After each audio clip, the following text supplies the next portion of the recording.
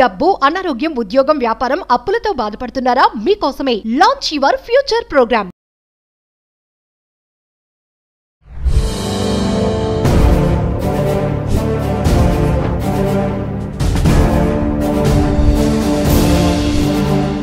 Hi hello నమస్తే, welcome back to Suman TV. ప్రస్తుతం మనతో పాటు ఉన్నారు consumers affairs committee chairman Mandadi Krishna Reddy గారు. సార్తో మాట్లాడదాం. నమస్తే సార్. నమస్తే అమ్మా. సార్, మరి పహల్గామ్ ఇన్సిడెంట్ తర్వాత మరి ఇప్పుడు పాకిస్తాన్పై భారత్ ఏ టైంలోనైనా దాడి చేయొచ్చు అనే నేపథ్యంలో కొన్ని అంచనాలు ఉన్నాయి. మరి మాక్ డ్రిల్ మనము చేయాలి మే 7వ తారీఖున అంటున్నారు. అదొక నోటీస్ కూడా వచ్చింది. అసలు మాక్ డ్రిల్ అంటే ఏంటి? అంటే యుద్ధానికి వెళుతున్న వారికి మరి పౌరులకు కానీ వీళ్ళు ఎలా రెడీగా ఉండాలి, అలర్ట్గా ఎలా ఉండాలి, రక్షణ చర్యలు ఏం తీసుకోవాలి అనే దానిపైన మాక్ డ్రిల్ అంటారు కదా, ఒకసారి దాని గురించి. పహల్గామ్ సంఘటన తర్వాత భారతదేశం ఒక్కటొక్కటిగా పాకిస్తాన్కి ప్రపంచ దేశాలు ఎక్కడి నుంచి కూడా సహాయం అందకుండా ఆర్థికంగా దిగ్బంధంలో పెట్టే ప్రయత్నం, అలాగే సింధు నది జలాలు అందకుండా చేసేటువంటి ప్రయత్నం, దాంతోపాటుగా మన యుద్ధ నైపుణ్యాన్ని పెంచుకోవడం, కొన్ని యుద్ధ నౌకలను కూడా రష్యా నుంచి ఎప్పుడో ఆర్డర్ ఇచ్చినటువంటి దాన్ని ఇప్పుడు వెంటనే తెప్పిస్తున్నారు. ఒక 2-3 రోజుల్లో అది మనకు రష్యా నుంచి జలాంతర్గామి రాబోతోంది. అది చాలా పవర్ఫుల్ జలాంతర్గామి. అంటే 500-600 కిలోమీటర్ల దూరంలో ఉండేటువంటి దాన్ని కూడా కొట్టగలిగేటువంటి కెపాసిటీ ఉంటుంది దానికి. అందువల్ల ఇలాంటివన్నీ అన్ని రకాల ప్రయత్నాలు చేస్తుంది ఒకవైపున. అలాగే మన విదేశాంగ నీతితో కూడా అనేక దేశాలను సంప్రదించడం, వాళ్ళ యొక్క పూర్తి సహకారం మనకే దొరికేట్టు చేయడం, పాకిస్తాన్కి ఏమాత్రం సహకారం ఇవ్వకుండా, వాళ్ళకు ఆయుధాలు సప్లై కాకుండా, ఆర్థికంగా కూడా వాళ్ళకి డబ్బులు అందకుండా, ఇలా అనేక రకాల ప్రయత్నాలు చేస్తోంది. దాంట్లో భాగంగా రేపు 7వ తారీఖు నాడు మాక్ డ్రిల్ ఒకటి పెట్టుకుంది. అంటే పౌరులకి యుద్ధ సమయం లోపల వాళ్ళు జాగ్రత్తగా ఎలా ఉండాలి, గాయపడకుండా ఎలా ఉండాలి, యుద్ధంలో చనిపోకుండా ఎలా ఉండాలి, సడన్గా ఒకవేళ శత్రువు దాడి చేసినట్టయితే దాని నుంచి రక్షణ పొందడం ఎట్లాగా, ఇలాంటివన్నీ కూడా వాళ్ళకి నైపుణ్యత కలిగించేందుకోసం ప్రత్యేకంగా ఒక షో లాంటిది, ఒక ప్రదర్శన లాంటిది. అది మాక్ డ్రిల్ అనేది ఒక ప్రదర్శన. అంటే చేసి చూపిస్తారు అన్నట్టు, ప్రత్యక్షంగా చేసి చూపిస్తారు. అంటే సైనికులు చేస్తారు, సామాన్య పౌరులు కూడా కొంతమంది దాంట్లో ఇన్వాల్వ్ చేస్తారు.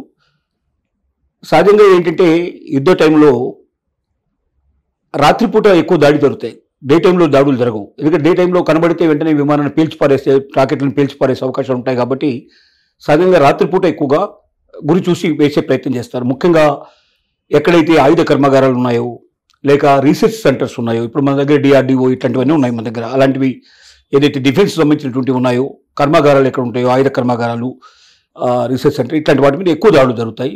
డ్యామ్స్, ఎక్కడైతే నదుల డ్యామ్స్ ఉంటాయో డ్యామ్స్ను కొలగొట్టే ప్రయత్నం చేస్తారు. తర్వాత ఏదైనా ఐకానిక్ బిల్డింగ్స్ ఏమైనా ఉంటే వాటిని కొలగొట్టే ప్రయత్నం చేస్తారు. జనసమూహాలు ఎక్కువగా ఉండేటువంటి దాంట్లో ఎక్కువగా నష్టపరిచేటువంటి ప్రయత్నాలు చేస్తారు. ఇలాంటివన్నీ జరుగుతుంటాయి. దీనికి గాను ఒకటి, పౌరులు ఆ టైం లోపల ఎలా ప్రవర్తించాలి, ముఖ్యంగా ఒకవేళ ఏదైనా రహస్య ప్రదేశానికి వెళ్ళి దాక్కోమని చెప్పినట్టయితే, లేదా సిగ్నల్ ఎట్లా ఇస్తుంది, ఎట్లా గవర్నమెంట్ ఏ రకంగా సిగ్నల్స్ అందజేస్తుంది. రెండోది, రాత్రిపూట లైట్లన్నీ ఆర్పేయాల్సిన పరిస్థితి ఉంటుంది. ఎప్పుడైతే యుద్ధం ఆ ఏరియాలో జరుగుతుంది కంపల్సరీగా అనుకున్నప్పుడు రాత్రిపూట ఏ ఒక్క దీపం కూడా ఉండడానికి వీల్లేదు. అలాగే ఇన్వర్టర్స్ మొత్తం బంద్ చేయాలి, అలాగే జనరేటర్స్ అన్ని ఆపేసేయాలి. అంటే వెలుతురు అనేది కనబడితే, అక్కడ వెలుతురు కనబడుతుంటే వెంటనే బాంబు పడే అవకాశాలు ఉంటాయి, ప్రమాదం ఉంటుంది. ఎందుకంటే ఆ రకంగా ఆ రాత్రిపూట అంతా చీకటిమయం అవుతుంది. కాబట్టి ఎక్కడ వేయాలి బాంబు అన్నప్పుడు, ఓహో ఇక్కడ జనసంచారం ఉంది, లేదా ఇక్కడ ఏదైనా ఇంపార్టెంట్ ఏదో ఉందని కొట్టేయడానికి అవకాశాలు ఉంటాయి. కాబట్టి పూర్తిగా చీకటి అయిపోతుంది.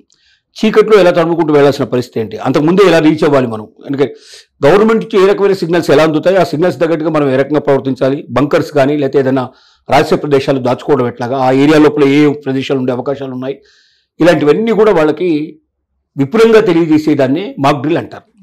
ఈ మాక్ డ్రిల్ సహజంగా యుద్ధం తప్పని పరిస్థితులు ఏర్పడ్డప్పుడు, అంటే ఇంకా యుద్ధం రాబోతుంది అనుకున్నప్పుడు మాత్రమే మాక్ డ్రిల్ నిర్వహిస్తారు. సరిగా లేకపోతే మామూలు టైంలో నిర్వహించేటువంటి కాదు ఇది. అలాగే మనకు విమానాలు దిగడానికి కూడా ఇప్పుడు రోడ్లను కూడా విమానాలు దిగడానికి ఉపయోగిస్తారు. ఒక్కోసారి పెద్ద పెద్ద రోడ్లు ఏవైతే ఉన్నాయో ఆల్రెడీ కొన్ని ఐడెంటిఫై చేశారు మొత్తం ఇండియా లోపల. ఎక్కడైతే విమానాశ్రయాలు దగ్గరగా ఉండవో, సడన్గా ఏదైనా యుద్ధ వాతావరణం లోపల తప్పనిసరిగా దిగాల్సి వస్తే రోడ్డునే ఒక రకంగా వాళ్ళు దీన్ని వే కింద మార్చుకొని అక్కడ విమానాలని దింపేస్తారు. అది ఎక్కడ ఆ ప్రదేశాలు ఎక్కడ అప్పుడు ఏంటంటే అక్కడ ఏమీ వాహనాలు ఇట్లా పోవడానికి వీల్లేదు, అలాంటి వాటిని స్టాప్ చేయాల్సిన పరిస్థితి ఏర్పడుతుంది. ఇలాంటివన్నీ రకరకాలుగా ఉంటాయి, ఒకటి కాదు ఎన్నో రకాలుగా ఉంటాయి దీంట్లో.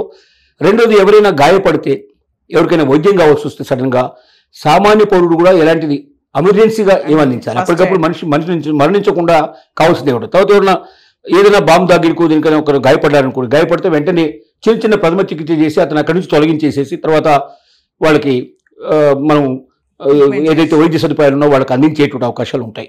ఇలాంటివి అనేక రకాల జాగ్రత్తలు ఎలా తీసుకోవాలి, ఎలాగా యుద్ధం నుంచి మనం రక్షించుకోవాలి, ఇతరులను ఎలా రక్షించాలి, గాయపడే వాళ్ళకి ఎలా చికిత్స ఎట్లా అందించాలి, అసలు యుద్ధం ఎలా వస్తుంది, ఎలాంటి బాంబులు పడతాయి, ఎలాంటి బాంబులు పడితే ఎలాగ ఉంటుంది, బంకర్స్ అంటే ఏమిటి, ఇట్లాంటివన్నీ కూడా రకరకాలుగా ఎక్స్ప్లెయిన్ చేస్తూ పూర్తి వివరంగా వాళ్ళకి అర్థమయ్యేటట్టుగా ఒక ప్రదర్శన కూడా ఏర్పాటు చేసి ఆ ప్రదర్శన ద్వారా మొత్తం తెలియజేస్తారు. అంటే ఏ బాంబుకు ఎంత శక్తి ఉంటుంది, అది ఎలాంటి పరిస్థితి పడుతుంది, ఎంత దూరంలో అది వ్యాపించే అవకాశం ఉంటుంది, ఎంత దూరంలో దాని ప్రతిఘటన అంటే మనుషుల మీద ప్రభావం ఉంటుంది, ఇలాంటివన్నీ కూడా ఎక్స్ప్లెయిన్ చేసి చెప్తారు. అయితే ఇది ప్రస్తుతానికి భారతదేశం మొత్తం కాకుండా ఎక్కడైతే ప్రభావిత ప్రాంతాలు ఉంటాయి, అంటే ఇప్పుడు పాకిస్తాన్కు అతి దగ్గరగా ఉండే ప్రాంతాలు ముఖ్యంగా పంజాబు, హర్యానా, అలాగే మనకు హిమాచల్ ప్రదేశ్, ఇటు వస్తే గుజరాత్, ఇలాంటివన్నీ కొన్ని ప్రదేశాలు, అటు జమ్మూ కాశ్మీరు, ఇవన్నీ కూడా పాకిస్తాన్ పక్కపక్కనే ఉండేటువంటి దేశాలు అంటే రాష్ట్రాలు ఇవి. ఈ రాష్ట్రాల మీద మొట్టమొదటి ప్రభావం ఉండే అవకాశం ఉంటుంది. కాబట్టి ఈ రాష్ట్రాల్లో ఉండేటువంటి ప్రభావంలో ముందు హెచ్చరిక చేస్తూ వాళ్ళకంతా పూర్తిగా ఎక్స్ప్లెయిన్ చేసే ప్రయత్నం చేస్తూ ఉన్నారు. ఇది పొద్దున ప్రారంభమై సాయంత్రం దాకా మొత్తం టోటల్ ఇన్ఫర్మేషన్ అంతా ఇస్తారు కంప్లీట్గా. డౌట్స్ ఏమైనా ఉంటే వాళ్ళు ప్రజలు వ్యక్తం చేసే ఆ డౌట్స్ను కూడా వాళ్ళు తీర్చే ప్రయత్నం చేస్తారు. అక్కడ ఉండే మీడియాకు కూడా మొత్తం ఇన్ఫర్మేషన్ అందిస్తారు. ఆ ద్వారా మళ్ళీ సోషల్ మీడియా ద్వారా అందరి ప్రజలకు అర్థమయ్యేటట్టుగా చేయడానికి ప్రయత్నం చేస్తారు. ఒక అవేకనింగ్ అంటే ఒక సడన్గా యుద్ధం వస్తే బెదిరిపోయి చాలామంది వెంటనే హార్ట్ అటాక్ వచ్చే అవకాశాలు కూడా ఉంటాయి. వాటన్నిటి నుంచి రక్షిస్తూ సామాన్య ప్రజలకు సరైన రక్షణ కల్పించాలనే ఉద్దేశంతో చేసేదే మాక్ డ్రిల్. అంటే ఈ మాక్ డ్రిల్ అనేది జనసంచారం ఉన్న దగ్గరికే వెళ్ళి చేస్తారా సార్? జనాల్ని పిలుస్తారు, జనాలను చైతన్యం కలిగించడమే దాని ముఖ్య ఉద్దేశం కదా. కాబట్టి ముందుగానే అక్కడికి అందరూ వచ్చేటట్టు చేస్తారు. మాక్సిమం ఆ రోజు సెలవు ప్రకటిస్తారు, ఆ ఏరియాలో అంతా ప్రజలంతా వచ్చేట్టు చేస్తారు, మీడియా అంతా వచ్చేట్టు చేస్తారు, అఫీషియల్స్ అంతా వచ్చేట్టు చేస్తారు, అక్కడ ఉన్న లోకల్ పోలీస్ అంతా వచ్చేట్టు చేస్తారు. తర్వాత అక్కడ ఉన్నటువంటి మనకు మన అన్ని చోట్ల మనకు మిలిటరీకి సంబంధించినటువంటి ఏరియాస్ ఉంటాయి, కంటోన్మెంట్ ఏరియాస్ ఉంటాయి, ప్రతి రాష్ట్రంలో ఉంటాయి. సో అక్కడ నుంచి కూడా లోకల్గా ఉండేటువంటి మిలిటరీని కూడా మొత్తం తీసుకొస్తారు. దీని ఉద్దేశం అందరినీ ఒకేసారి అవేకనింగ్ చేయడం, ఒకసారి అందరిలో ఒక చైతన్యం తీసుకురావడం. అంటే ఇక నిద్రపోతున్న వాళ్ళని కూడా లేపడం అన్నట్టు ఒక రకంగా.